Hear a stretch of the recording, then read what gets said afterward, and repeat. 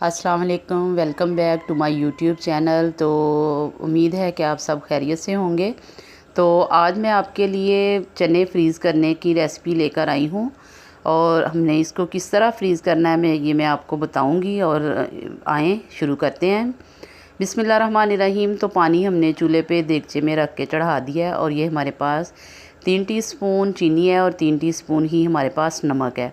एक ही क्वांटिटी में हमने दोनों चीज़ें लेनी है और पानी में डाल देनी है। पानी में डालने के बाद अब हम इसका बॉयल आने का वेट करेंगे और जो ही बॉयल आएगा तो जो हमारे चने हैं वो हम पानी में डाल देंगे। पानी में बॉयल आना शुरू हो गया है तो चने डालते हैं। बिस्मिल्लाहिर्रहमानिर्रहीम। तो चने हमने सारे जो हैं वो एक साथ ही डाल देने हैं और बहुत ज़्यादा हमने इनको नहीं पकाना। हम सिर्फ़ 2 से 3 बॉयल जो हैं वो हम देंगे इसको और उसके बाद हम इसका पानी जो है वो रिमूव कर देंगे। सिर्फ़ इतना ही हमने बॉयल देना है। आपने इस चीज़ का ख़्याल रखना है और बहुत ज़्यादा इनको बॉयल नहीं करना कि ये गल जाएं। और बॉयल हमारे जो हैं वो आ चुके हैं।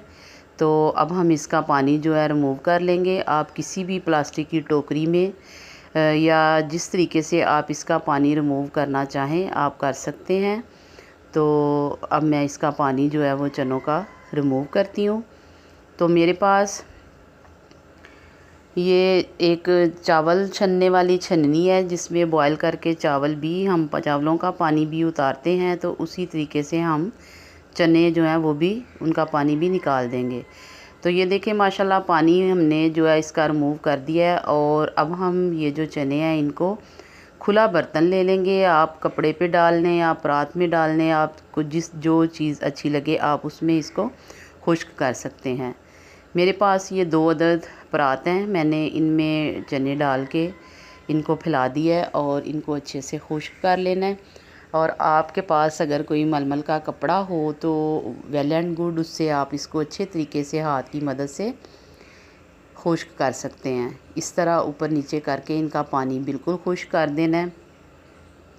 और उसके बाद हमने किस तरीके से इनको फ्रीज़ करना है। एयर टाइट कोई आपके पास जार है तो आप उसमें इनको डाल के फ्रीज़ कर सकते हैं। और या बाज़ार से पैकेट मिलते हैं प्लास्टिक के एयर टाइट जिसमें हम फ्रीज़ करेंगे। मैंने ये एक जार में डाले हैं आपको दिखाने के लिए कि अगर आपके पास पैकेट नहीं है तो आप जार में भी इनको फ्रीज़ कर सकते हैं।